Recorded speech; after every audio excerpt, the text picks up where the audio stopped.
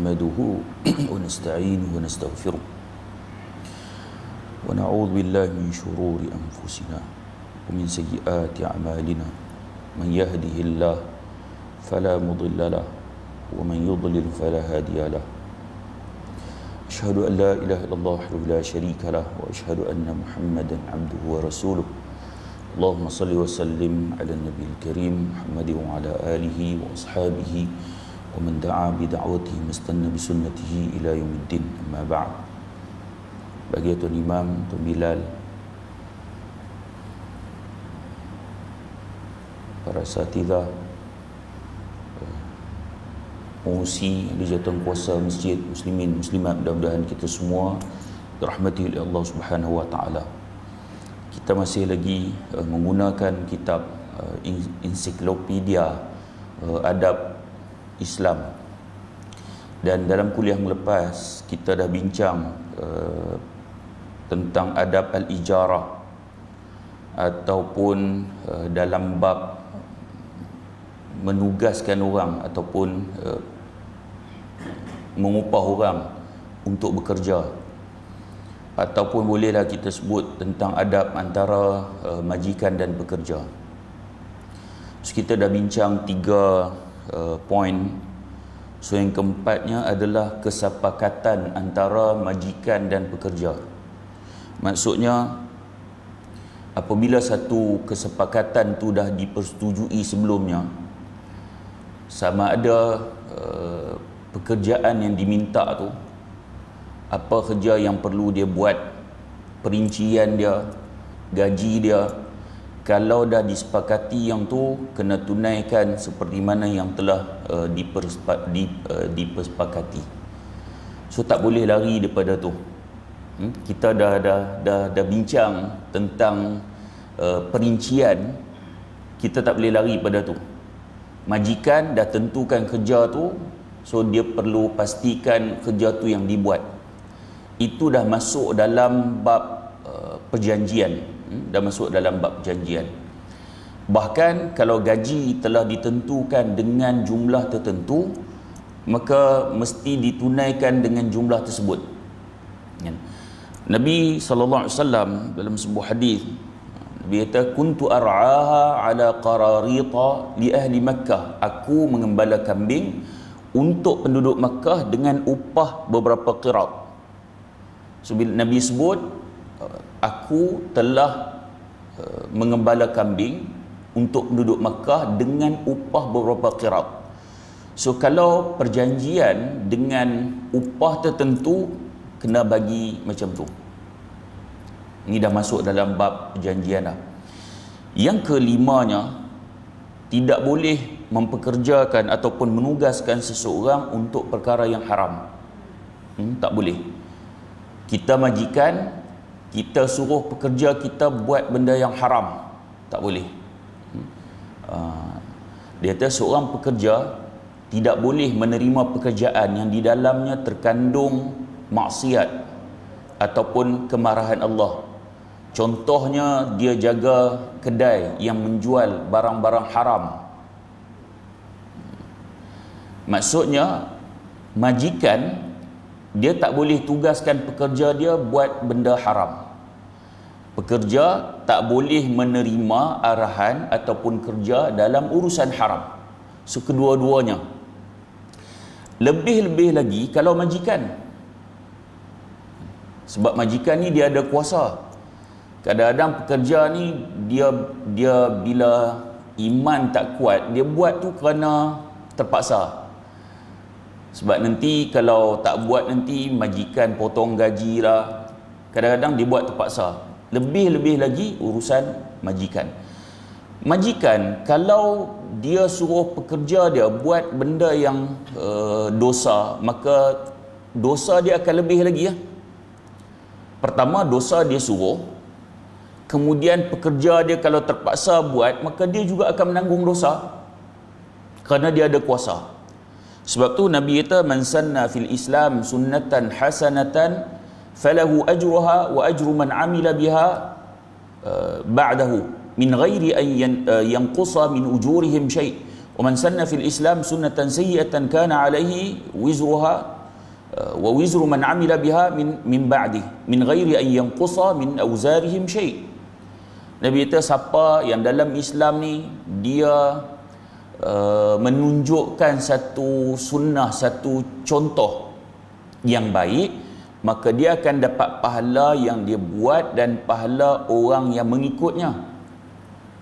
Siapa yang dia mencontohkan satu dosa lalu orang ikut, dia akan dapat dosa yang dia buat dan dosa yang orang lain buat juga, tanpa dikurangkan walaupun sedikit.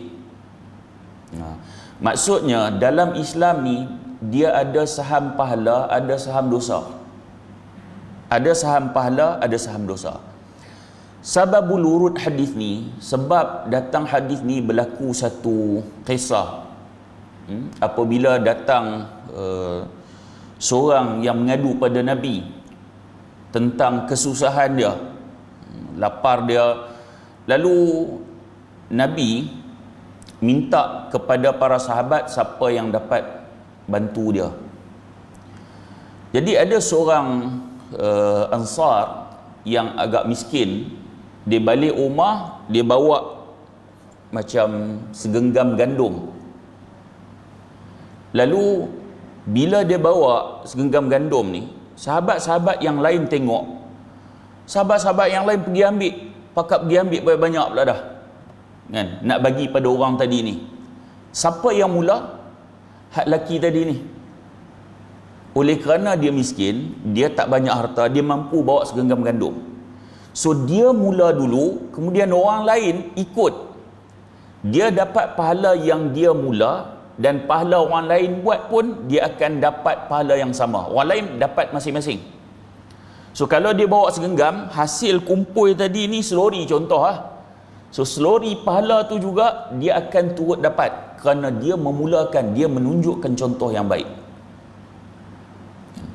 Dalam masa yang sama, kalau orang yang menunjukkan dosa, dia memulakan dosa, kemudian orang lain ikut dosa dia ni, dia memulakan, maka dia dapat dosa yang dia buat dan dosa orang lain ikut tu. Hati-hati. Dalam hal ni, maksudnya kita nak kena jadi orang yang mula melakukan kebaikan, sehingga kebaikan yang kita buat tu orang lain mencontohi. Sebab bila orang lain contohkan, maka dia akan dapat pahala sebagaimana orang lain buat juga. Kan?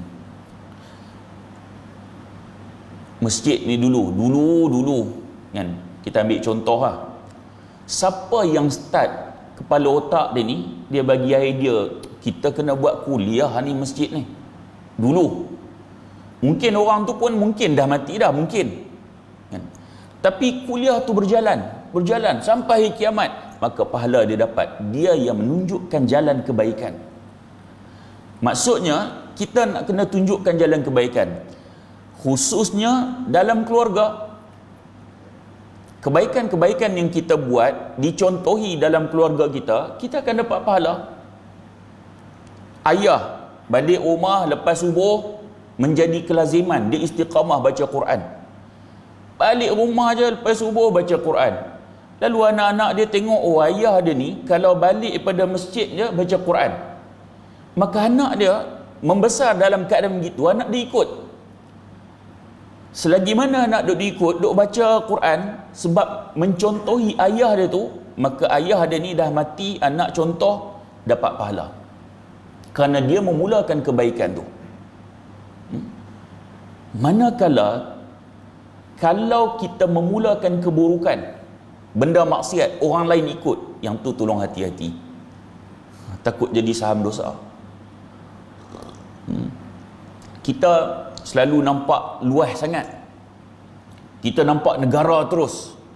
Ni pemimpin ni lah duk buat ni macam-macam lah. Kalau kita fokus keluarga kita dulu, kadang-kadang banyak juga keburukan yang kita buat sehingga anak-anak kita mencontohi. Khawatir nanti kalau benda tu maksiat, dosa, yang kita bawa balik dalam rumah, anak kita duk ikut, kita dah mati lah.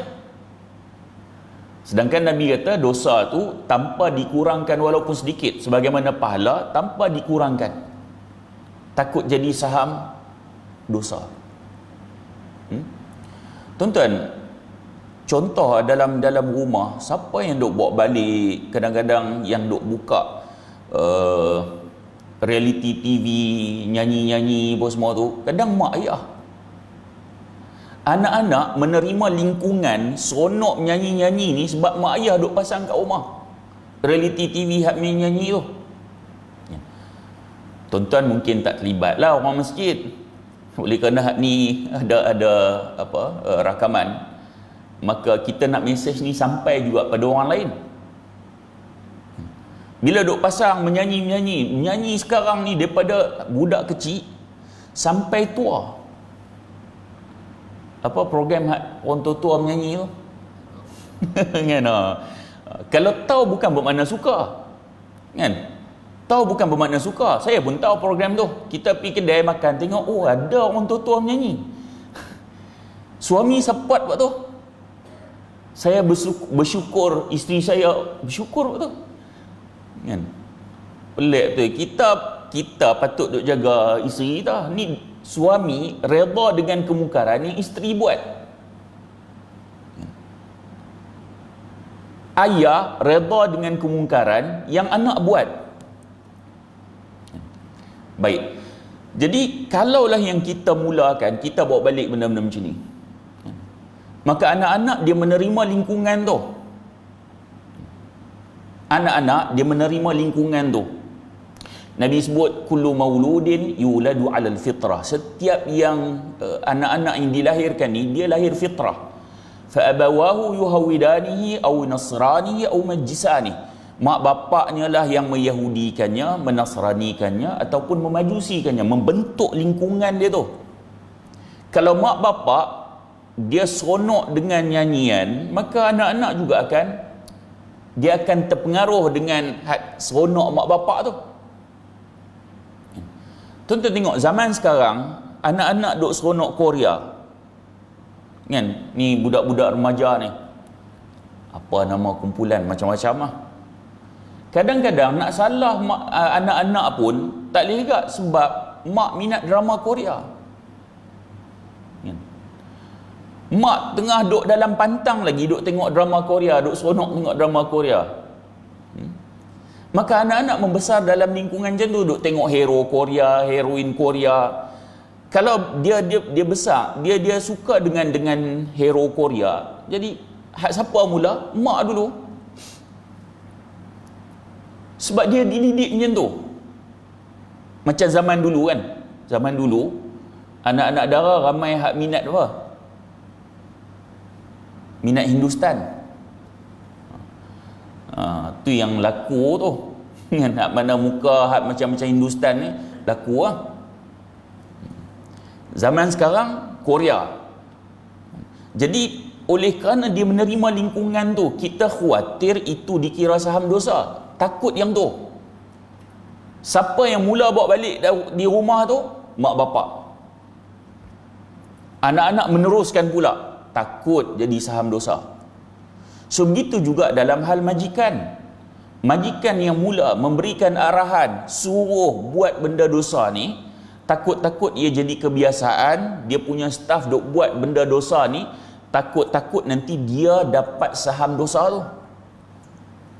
Setiap staf dapat satu dosa. Sekali buat satu dosa. Ada 3 staf, dah ada 3 dah dosa. Setiap seorang satu dosa, dia ada 3. Sebab arahan tu datang pada dia. So tolong hati-hati dalam hal ni. Dalam Islam ada saham pahala, ada saham dosa. Cuba untuk cari apa saham pahala yang boleh kita buat, supaya bila kita dalam kubur nanti, pahala masih berjalan. Cuba cari. Apa benda aku nak buat, aku mati nanti, walaupun aku mati, saham pahala masih berjalan. Hak ni nak kena cari. Generate otak untuk fikir macam mana nak cari pahala. Zaman lah ni, dia guna sepenuhnya otak dia macam mana cara nak cari duit. Sampai buat kursus macam-macam, banyak beratus-ratus nak cari duitnya pasal. Tak apalah, itu saya tak mau komen lah. Tapi bersungguh. Bila otak dia digunakan untuk nak cari duit, maka dia akan fikir menentuk je. Apa kata otak kita ni spare sikit, fikir macam mana cara untuk nak cari pahala. Walaupun kita dah mati, pahala tu masih hidup berjalan. Berdasarkan hak Nabi sebut tadi ni. Maknanya kita mulakan dulu. Cari apa-apa benda, kalau aku buat ni, kira orang akan ikut benda baik ni. Dan tolong hati-hati, jangan kita jadi orang yang mula bawa benda maksiat sehingga orang lain ikut. Terutama dalam keluarga kita. Baik. Kemudian yang keenamnya, amanah dalam melaksanakan tugas dan pekerjaan. Baik, seorang pekerja ni bila melaksanakan tugas, dia kena amanah. So lawan pada amanah, khianat. Jangan khianat. Hendaklah ia bertakwa kepada Allah, bahkan ketika majikan tidak ada. Ia harus tetap muraqabah. Maksudnya dia mesti merasakan ada pengawasan. Walaupun bos tak ada, tapi dia diawasi oleh Allah. Dia dah diberi tugas. Majikan dah bagi arahan, kerja sekian. So bila bos tak ada, dia tak buat benda tu. Hak ni berlaku banyak.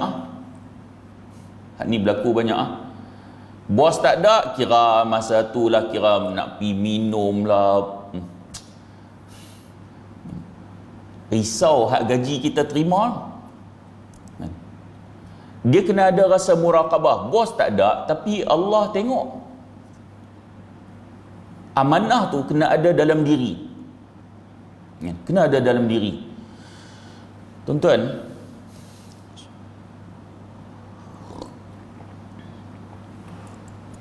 kalau rasa tak mampu nak tanggung amanah tu, kerja sendiri. Kalau tak mampu rasa nak bawa amanah tu, menerima arahan, kena buat ikut amanah yang diberikan, takut-takut gaji jadi haram, takut macam tu, kerja sendiri. Dia usaha, dia dapat. Tak usaha, tak dapat. Tapi kalau makan gaji ni, tak kiralah swasta ke, kerajaan ke,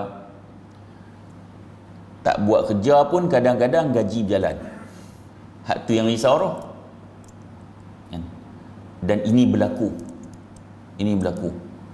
Benda ni kena ada dalam diri masing-masing, sikap amanah.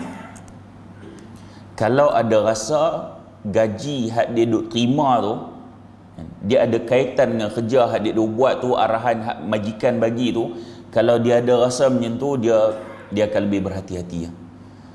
Kalau dia tak ada rasa gaji nanti aku terima haram apa semua, bos tak ada, dia tak ada muraqabah. Kira bos tak ada, kira hari ni hore Baik. Kemudian yang ketujuh, menyerahkan hasil keuntungan kepada majikan.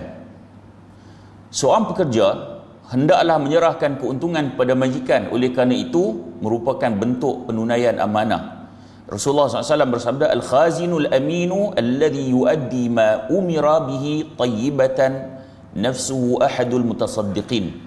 Seorang pekerja yang amanah, yang menunaikan apa diperintahkan padanya dengan senang hati, termasuk orang yang bersedekah. So dia tak boleh ambil sesuatu pun untuk diri dia. Pekerja, dia kalau itu syarikat punya, majikan punya, dia tak boleh ambil sesuatu pun dengan cara khianat. Kita ambil contoh macam ni lah. Tipu claim kan? Tipu claim, tipu mileage claim. Dia tak ni pun, dia tak pi pun, tiba-tiba dia tipu, ataupun dia tipu kilometer, ataupun dia tipu hak dia duduk hotel loh kan. Dia ambil duit tu, nanti dia terima, dia tidak amanah, duit tu akan jadi haram. Duit tu akan jadi haram. Baik, dia kata sebagaimana juga tidak boleh menyerahkan keuntungan pada selain majikannya, sesungguhnya itu adalah kezaliman. Demikian juga hendaklah ia bersikap wara', yakni dia berhati-hati dalam menerima hadiah yang diserahkan kepadanya disebabkan posisinya pada jabatan itu. Hatta dia kata kalau dia duduk dalam suatu jabatan, hadiah pun dia kena hati-hati. Sebab kadang-kadang ada orang bagi hadiah tu, dia ada niat tertentu. Kalau orang tu tak duduk di jabatan tu, tak dapat hadiah tu. Dia dapat hadiah sebab dia duduk di situ. Kalau dia duduk di situ, dia dapat hadiah, dia kena hati-hati. Khawatir kalau hadiah itu sebenarnya berbentuk rasuah. Nabi sebut ar-rashi wal murtashi finnar. Orang yang memberi rasuah dan orang yang menerima rasuah dalam neraka. So kita nampak rasuah ni kira hulok duit lah. Rasuah ni boleh berlaku dalam pelbagai, termasuk dalam bentuk hadiah. Kita nak lari pada rasuah, kita kata dia ni bukan bagi rasuah, dia bagi hadiah. Pada rasuah, sebab orang tu bagi atas kapasiti jawatan tu. Kalau kita tak duduk jawatan tu, dia takkan bagi. Dia takkan bagi. Maknanya ada kepentingan tertentu. Kita khawatir masuk dalam bab rasuah. So apa yang penting dia sebut sini adalah bersikap wara', hati-hati. Hati-hati. Tanya dulu. Kan? Risau takut-takut yang ni masuk dalam bab rasuah. Kemudian hendaklah ada belas kasih kepada orang yang telah diberi pekerjaan. Maksudnya majikan ni dia tak boleh beri kerja di luar kemampuan pekerja dia. Dia staff kita, pekerja kita, dia ada limit. Tak kira lah kerja pejabat ke, bagi upah buat bendang ke apa, kita mesti nilai limit orang tu. Jangan bagi satu kerja di luar kemampuan dia. Dia dah limit dah tu, kita bagi lagi. Tak boleh. Dalam Islam tak boleh. Tak boleh. Rasulullah SAW bersabda, "Wala tukallifuhum ma yaghlibuhum fa in kallaftumuhum fa'inuhum." Jangan kamu membebankan pekerja, mereka ni, yakni pekerja, dengan sesuatu yang mereka tak mampu. Jika kalian membebankan sesuatu pada mereka, maka bantulah. Nabi kata jangan bagi beban hak orang tu tak mampu nak buat. Kalau nak bagi gak, kamu kena tolong. Kena tolong. Janganlah kalau ada majikan yang dalam ni ataupun yang dengar, dia kena pastikan benda ni. Kena pastikan benda ni. Tapi kadang-kadang kerja tak berat mana pun, kan? Orang kita yang suka duk bahasa dia mengular. Saya tuan-tuan kadang-kadang duk pergi makan tu, lunch hour kadang-kadang masa kerja dulu, duk dengar orang duk kira duk mengumpat bos lah. Tak puas hati ni bagi kerja tu, padahal kerja tu kadang tak ada lah beban sangat pun, tapi dia rasa macam beban lah, padahal memang bidang tugas dia pun. Saya tak tahu orang kita ni dia dah jadi macam kebanyakan lah, kan? Sebab selalu duk dengar benda ni, duk ngumpat bos je, apalah bos bagi ni. Padahal masa nak terima kerja dulu, saya sanggup buat ni kan. Cuma dalam hal ni majikan dia nak kena nilai hak aku bagi kerja ni adakah di luar batasan kemampuan pekerja aku ataupun tidak. Kalau majikan dia rasa hak ni dia ni memang mampu buat, bahkan ada dalam skop bidang tugas tu, hang memang kena buat, hak tu kira pekerja dia tak boleh lari ya. Tapi kalau majikan bagi kadang-kadang sampai di luar hak perbincangan macam kita bincang, hak telah dijanjikan skop bidang tugas tu, bagi tambahan pula dan tambahan itu membebankan, maka majikan tak boleh buat macam tu. Baik. Kemudian yang ke-9, menunaikan hak pekerja. Menunaikan hak pekerja.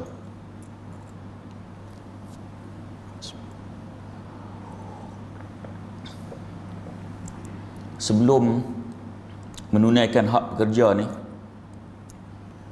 saya teringat satu benda patah balik tadi ni. Buat tengok ada pegawai tentera. saya masa dalam tentera tu kan hadis man sanna sunnatan hasanatan tu, siapa yang menunjuk jalan yang baik kemudian diikuti oleh orang lain, dia akan dapat pahala orang tu buat tanpa dikurangkan sedikit pun. Kalau tunjuk sesuatu yang melibatkan dosa, dia akan dapat dosa dia buat dan dosa orang lain buat tanpa dikurangkan walaupun sedikit. Saya masa duduk di unit dulu kan, kalau pegawai memerintah ni, saya akan pergi pejabat dia, habaq hadis ni, bagi tahu kat dia hadis ni. Dia tak, kita ni tak boleh nak bantai kita punya bos tu dalam kuliah, dalam tazkirah, dalam khutbah. Tak kena macam tu kan. Pergi jumpa dalam jabat dia slow kan, sebab dia bos kita kan. Dia bos kita, tuan kalau buat program, kalau program tu melibatkan dosa, nanti kalau anggota ikut, tuan akan dapat dosa hak tuan buat tu, dan anggota buat, tuan akan dapat saham dosa tu kan. Tapi tuan kalau buat pahala, program yang pahala, kalau anggota ikut, tuan akan dapat pahala yang tuan buat tu dan anggota buat. Bahkan kalau nanti bila tuan dah tak ada ni, orang duk teruskan juga benda tu, dia akan dapat saham pahala kan. Sementara saya duk teringat hadis tu. Baik, kita sambung balik. Menunaikan hak pekerja. Hendaklah seorang majikan menunaikan hak pekerja yang telah disepakati sebelumnya, segera setelah ia menyelesaikan tugasnya, berdasarkan sabda Rasulullah sallallahu alaihi wasallam. Kata Rasulullah, "U'tul ajira ajrahu qabla an yajifu 'araquhu." Kata Nabi, berikanlah upah pekerja sebelum kering peluhnya. Maksudnya kita tak boleh menunda bayar gaji. Salah. Nabi suruh kalau dia buat kerja sebelum kering peluh dia. Maksudnya jangan tunggu lama, dia buat kerja bagi gaji. Jika sekiranya majikan, contoh macam berlaku PKP ke apa, dia pun slack duit, dia perlu ada perbincangan dengan pekerja dia.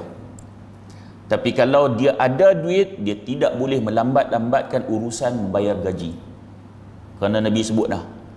Nabi sebut dah, bagi upah pekerja ni sebelum kering peluh dia. Maksudnya urusan membayar upah ini perlu segera, tak boleh lambat. Ini hak pekerja. Kemudian Rasulullah bersabda, qala Allah Ta'ala thalathatun ana khasmuhum yaumal qiyamah. Ni hadis qudsi. Rajulun a'tabi thumma ghadar, wa rajulun ba'a hurran fa akala thamanahu, wa rajulun istajara ajiran fastawfa minhu wa lam yu'tihi ajrahu. Allah berfirman, hadis qudsi, ada 3 macam orang yang langsung aku tuntut pada hari kiamat. Allah kata 3 jenis orang ni aku akan tuntut hari kiamat. Pertama, orang yang buat perjanjian atas namaku lalu ia langgar. Termasuk dalam bab kerja ni, dah ada perjanjian, semua skop bidang tugas, gaji, semua tu, itu kira kalau langgar, Allah telah sebut aku tuntut orang macam ni.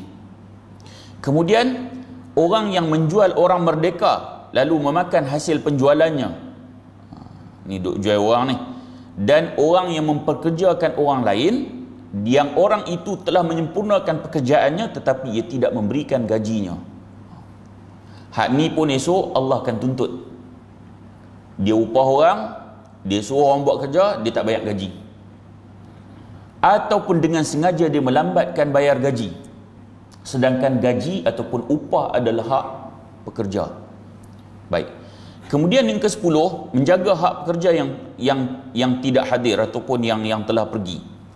Dia hendaklah seorang majikan tetap menjaga hak pekerja jika pekerja itu pergi sebelum ditunaikan haknya, baik kerana sakit, pergi tiba-tiba ataupun sebab lain.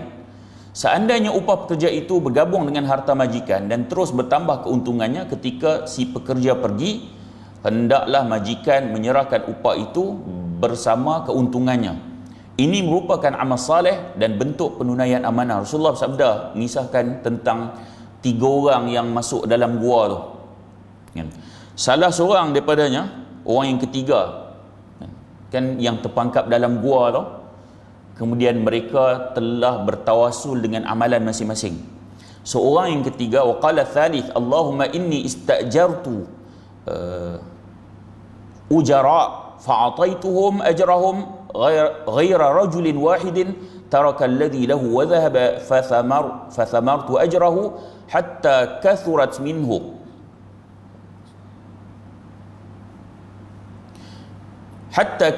منه الأموال فجاءني بعد حين فقال يا عبد الله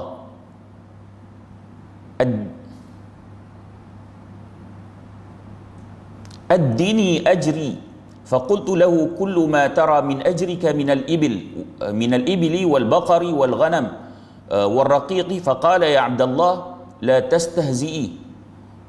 لا تستهزئ بي فقلت إني لا أستهزئ بك فأخذه كله فاستاقه فلم يترك منه شيئا اللهم فإن كنت فعلت ذلك ابتغاء وجهك فافرج عنا ما نحن فيه فانفرجت الصخرة فخرجوا يمشون. Orang yang ketiga dia kata, ya Allah, ni dia bertawasul dengan amalan. 2 orang yang mereka bertawasul dengan amalan ni dah buka dah pintu gua sikit, so tinggal orang ketiga ni, dia bertawasul dengan amalan saleh dia. Dia kata, ya Allah, dulu ni aku pernah mengupah beberapa orang pekerja. Ni maksudnya kita kalau dalam kesempitan, kita tak jumpa jalan keluar, kita boleh untuk bertawasul dengan amal saleh kita. Cari mana-mana amal saleh yang kita rasa paling ikhlas. Dulu ni aku buat benda ni, aku rasa hak ni kira aku tak harap orang apa-apa pun, hak ni betul-betul aku buat kerana Allah. Ambil amalan tu, bertawasul dengan amalan tu kepada Allah. Sebagaimana orang yang 3 orang yang Nabi sebut dalam hadis ni. Yang ni dia kata, ya Allah, dulu aku pernah mengupah beberapa orang pekerja. Aku serah upah mereka masing-masing kecuali upah seorang pekerja yang ia pergi sebelum aku serahkan upahnya. Kemudian aku usahakan upah itu hingga berkembang menjadi harta yang banyak. Setelah berlalu beberapa waktu, ia pun mendatangiku seraya berkata, wahai hamba Allah, serahkanlah upahku kepadaku. Aku berkata kepadanya, semua yang engkau saksikan berupa unta, lembu, kambing dan budak ini, hamba ini adalah upahmu. Dia berkata, wahai hamba Allah, janganlah engkau bergurau denganku. Aku berkata, aku tidak bergurau. Maka dia pun mengambil seluruh harta itu, menuntunnya dan tidak menyimpannya walaupun sedikit. Ya Allah, jika aku melakukan semua itu semata-mata kerana mengharap wajahmu, maka keluarkanlah kami dari tempat ini. Batu itu pun bergeser sehingga mereka bertiga dapat jalan keluar. Dia ni majikan. Dia kata, ya Allah, dulu aku pernah upah beberapa orang pekerja, so aku bayar upah ni, setiap orang yang buat kerja ni aku bayar upah. Cuma dia kata seorang dah, orang ni tiba-tiba hilang, pekerja dia tiba-tiba hilang, tak tahu pergi mana.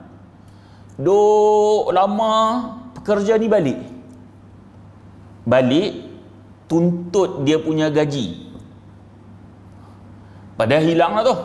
Dia tuntut gaji. Gaji tak ada bayar dulu ni. Hak seorang ni. Mai lama dia tuntut gaji. Lalu majikan ni, dia kata, gaji yang hang dulu ni, yang aku simpan ni, so aku guna duit tu untuk kira macam dia jadi saham lah, dia berniaga. Jadi hak unta tu, lembu, hak banyak tu, kambing tu, hasil untung duit gaji kamu ni. Ya, duit gaji kamu ni. Semua ni ambil. Hak pekerja tu kata, jangan gurau. Gaji aku bukan banyak ni dulu. Ni kira bagi dengan unta, dengan lembu, dengan kambing banyak ni bukan gaji aku. Hak majikan dia kata, hak ni untung daripada gaji kamu dulu. Hak kamu tak ambil. Berlalu masa, tempoh kata berapa tahun, duit ni dia generate. Hasil hak ni hasil lah. Ni unta, ni lembu, ni kambing, ambil semua. Pekerja tu ambil. Dia kata, ya Allah, kalaulah aku buat ni semata-mata kerana Allah, aku ikhlas sungguh-sungguh. Padahal kalau dia bayar gaji, hak dia ni tinggal ni, dia bayar gaji, cukup dah. Cukup dah. Hang masa hang pi dulu, kira hak tu je gaji hang, bagi lah. Padahal cukup dah. Tapi tak. Dia buat ni benar-benar kerana Allah. Duit hak orang tu tinggal dulu ni, kemudian dia dengan duit tu berkembang. Dia bagi semua. Patutnya tak bagi pun tak apalah. Kan? Dia kata kalau aku buat ni betul-betul kerana Allah, kan? Maka dia kata keluarkanlah kami daripada tempat ni. Maka terbuka pintu gua tu. Kan? Dia bertawasul dengan amal saleh dia. Dia bertawasul dengan amal saleh. Pintu gua terbuka, depa boleh keluar. Baik. Jadi maksudnya kalau orang tu dia pekerja tu tiba-tiba hilang, dia ada baki gaji dah, bila dia mai kena bagi. Kalaulah dan dia kerja katalah 20 hari, tak dan sebulan, kena nilai hak 20 hari tu. So majikan dia tak boleh kata hang kira hang lari lantak ke hang, kecuali ada perjanjian. Kecuali ada perjanjian. Dah sebut dah, kalau lari, kalau hilang macam tu je tanpa apa-apa dimaklumkan terlebih dahulu, kira dia takkan dapat gaji. Kalau ada perjanjian itu, okey. Tapi kalau tak ada apa-apa perjanjian, seperti mana dimaklumi, difahami, dia kerja ada baki 20 hari, maka kalau dia balik, dia tuntut duit dia kerja tu, kena bagi upah berdasarkan kerja yang telah dia buat. Macam tu, kan? Tapi kalau macam orang ni, hak ni kira masuk dalam amal soleh, kan? Bukan sekadar dia bagi hak upah gaji, dia bagi hak untung-untung tu pula. Padahal kalau orang lari tu, hang kira lari dah tinggal hari tu, kira aku nak kena masak, aku hang hilang macam tu je, patut kira tapi tak, dia amal soleh dia bagi keuntungan-keuntungan yang duit hasil pada pekerja tu. Baik, seandainya pekerja itu mati sebelum ia menerima upah, sebelum dapat upah, sebelum dapat gaji, dia mati, majikan hendaklah menyerahkan upah itu ataupun gaji itu kepada ahli warisnya dengan segera, sebab mereka lebih berhak atas upah tersebut. Maksudnya kalau pekerja tu mati, majikan kena cari waris dia, kena bagi. Takut-takut nanti kira mati buat diam. Cari waris dia. Jika majikan sudah berusaha mencari ahli waris pekerja itu namun tidak menemukannya, hendaklah ia bersedekah senilai upah itu atas nama pekerja tersebut. Dia dah usaha dah cari, cari dalam tempoh yang lama, tak jumpa juga. Lalas dia perlu buat keputusan, dia sedekah atas nama pekerja tersebut, supaya kalau ada pahala itu akan dapat kepada orang yang bekerja tu. Ulama bincang dalam hal ni, macam mana kalau tiba-tiba pekerja tu hadir, ataupun kita dapat jumpa balik ahli waris dia, maka hendaklah majikan itu menyerahkan semula kepada pekerja itu ataupun waris dia. Wallahu ta'ala alam. Baik. Kemudian InsyaAllah dalam kuliah akan datang, sebab kita masuk dalam tajuk adab yang baru, iaitu adab al-ukhuwah fillah, persaudaraan kerana Allah. Tajuk ni agak penting sebab dalam masyarakat umat Islam sekarang, persaudaraan itu telah pun hilang. Telah pun hilang dalam, kita kata kebanyakan lah, bukan kata tak ada langsung, ada, tapi persaudaraan tu makin menghilang. Bahasa yang lebih betul, makin menghilang. Sedangkan Islam ni dia datang mempersaudarakan, sebagaimana mempersaudarakan Aus dan Khazraj yang berperang selama 120 tahun. Islam datang mengubah mereka daripada permusuhan menjadi saudara. So persaudaraan ini adalah aspek yang sangat penting dalam Islam. Bahkan hasil umat Islam tidak merasakan persaudaraan ni, beberapa tamadun telah jatuh hasil daripada permusuhan sesama umat Islam. Tuan-tuan tahu Al-Andalus yang menjadi wilayah umat Islam yang hebat, antara sebab utama Al-Andalus, Spain, jatuh sebab permusuhan sesama umat Islam. Sanggup ni berpakat dengan puak salib, puak Kristian pada ketika itu untuk bermusuh lawan sesama umat Islam pada ketika itu. Antara sebab besar Al-Andalus jatuh. Jadi sejarah juga telah membuktikan permusuhan umat Islam ini telah menjatuhkan beberapa tamadun umat Islam itu sendiri. Sebab itu apabila Nabi berhijrah, antara perkara utama yang Nabi buat selain masjid adalah memperukhuwahkan umat Islam. Ini aspek yang sangat penting. Jadi insya-Allah dalam kuliah akan datang kita nak bincang benda ni. Mudah-mudahan kita bukan saja dapat belajar, bahkan kita dapat menilai diri kita sejauh manakah ukhuwah yang telah kita adaptasikan dalam kehidupan kita di kalangan umat Islam. Adakah kita menjadi ejen untuk menyatupadukan umat Islam, ataupun kita menjadi ejen pemecah belah di kalangan umat Islam. Wal'iyadzubillah. InsyaAllah nanti kuliah akan datang kita akan bincang benda ni. Mudah-mudahan pertemuan kita ada manfaat. Kalau terkasar bahasa mohon maaf, dan saya sudahi dengan aqulu qawli hadha wa astaghfirullahal azim li wa lakum. Wassalamualaikum warahmatullahi wabarakatuh.